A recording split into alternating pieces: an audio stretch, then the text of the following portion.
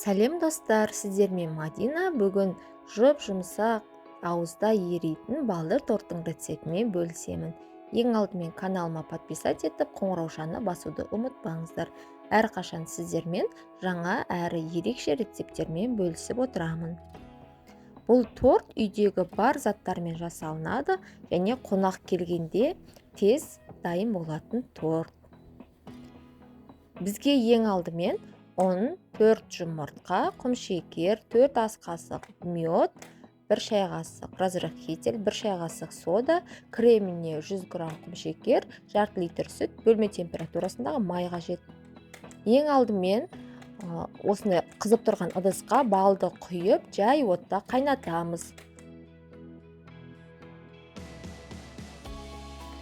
Үстіне бөлме температурасындағы сары майды саламыз. Жақсылап ерігенше араластырамыз. Одан соң үстіне 1 шай қасық содамызды саламыз. Осылай көпіріп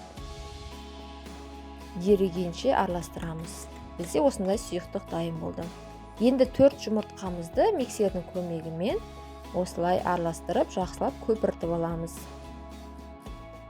Одан соң үстіне құмшекерімізді бірден салмаңыздар, шетінен салып отырып араластырамыз.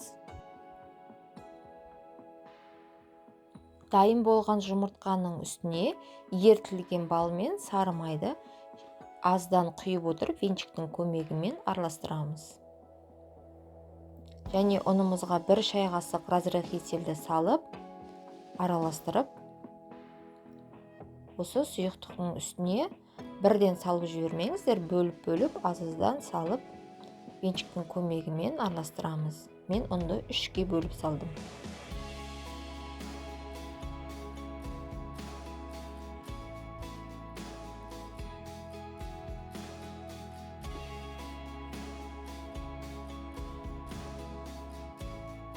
Ешқандай іртік қалмау керек, жақсылап араластырамыз. Бізде осындай әдемі сұйықтық пайда болды. Дайын болған массаны ыдысымызға құйып, 180 градуста алдын ала қызған пеште 30 минуттай пісіреміз. Енді кремін жасауға кірісеміз. Жарты литр сүттің үстіне 100 грамм құмшекерді салып, жақсылап араластырамыз. Және үстіне 50 грамм ұнды себелеп отырып, араластыра отырып, осылай жай отта қайнатамыз. Және үстіне 30 грамм сары майды салып, жақсылап араластырып, кремімізді салқындатып аламыз.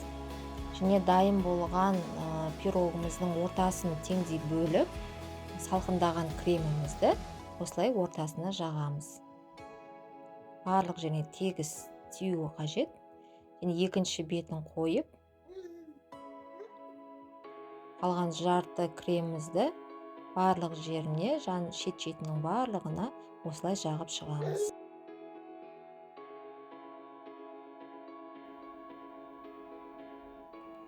Мен коржды қамырым піскен кезде шет-шетін кесіп алғанмын, соны майдалап, осылай бетіне сеуіп шығамыз.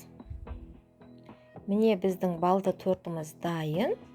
Жасап көріңіздер, жақындарыңызды тәттілермен қуантыңыздар. Менің каналыма подписать етіп, қоңыраушаны басып, комментарий жазуды ұмытпаңыздар. Әрқашан сіздермен дәмді әрі тез дайын болатын рецепттермен бөлісіп отырамын. Назарларыңызға рахмет. Сіздермен болған Мадина.